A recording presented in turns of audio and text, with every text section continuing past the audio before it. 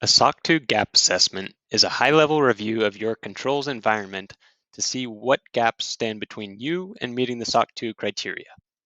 It involves a small number of interviews, usually about 1 to 4 hours depending on the complexity of your environment, between whomever is conducting the review and the person or people who can speak to the controls from a high level. It would cover relevant areas in HR, IT, and engineering, among others. For example, one of the questions might be, can you explain your process to vet new hires? Does it include background checks? So following those meetings, the output will be a brief report containing the gaps, the controls that you need to implement in order to meet the SOC 2 criteria. This could be as broad as need to document the annual risk assessment, or as specific as you need to implement a monthly vulnerability scanning and remediation program in the production environment.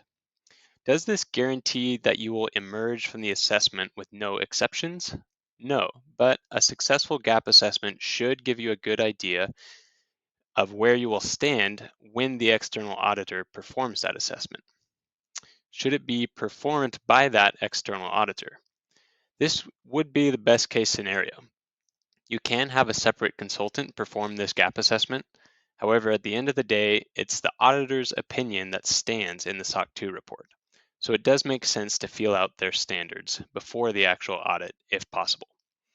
At Render Compliance, the gap assessment is genuinely one of our favorite parts. We love to help folks figure out what they need in a compliance framework and figure out a game plan for how to get there. So that's why we provide it for free with no strings attached.